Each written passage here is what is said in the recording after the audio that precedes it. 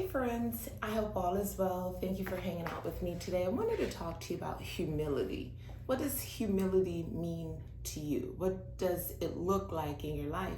I know, it was maybe 2005. I was working for this apartment community, and one of the owners, every time he visited his properties, and there were at least, I don't even remember how many properties they had, but bottom line, he was a co-owner for a property called Camden. This is an apartment community. And one thing I always noticed about Rick was when he came on property, he wore maintenance uniform.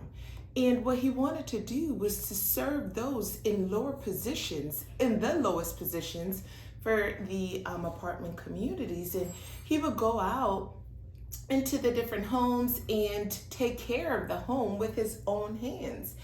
And I was like, wow, a man of such caliber, a man on such status, with such status, he did things that probably a lot of us wouldn't do. Now we have Jesus. I'm studying the book of Mark, and I'm carefully going through each verse, and I'm unpacking and I'm doing research. And I'm in Mark 1. The first 13 chapters, Jesus demonstrates humility on this level that had my mouth ajar, like permanently ajar, might I say. But what Jesus did, first he left his comfort zone. He left his place of comfort, and he went to the Jordan River where his cousin, who was dressed like a wild and crazy man, eating wild honey and locusts, he went to that place and allowed his cousin to baptize him.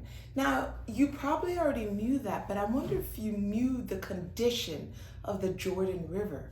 First of all, John was baptizing people in that water. So now sinners are being baptized in there, right? Number one. Number two, the condition of the water was very muddy. It was murky. It was dirty. And Jesus got into that water. That was the second point. The third point was when he stepped into the water, right? Because I wanted to do more research on the history of the Jordan River. When he stepped into that water, the flow of the water changed direction. Think about that for a minute. I'll come back to that point. The third way he demonstrated humility was when he was led into the wilderness for 40 days. He allowed the angels to teach him, and he resisted temptation. He resisted fear because now he's in this wilderness with wild animals, and he resisted the distractions that Satan brought to him. It takes a lot to take the focus off of yourself and really focus on what God has called you to do.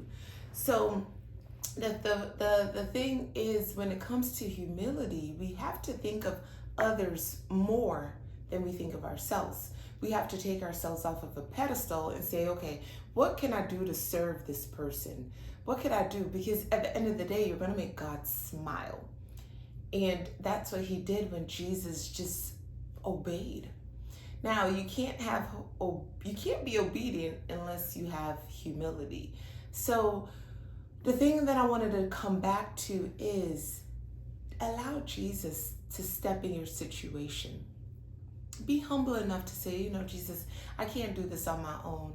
And I heard what you did in the Jordan River when you were about to get baptized. And when you walked into that river, when you stepped into the river, Jesus, the water shift from moving to the right to the left.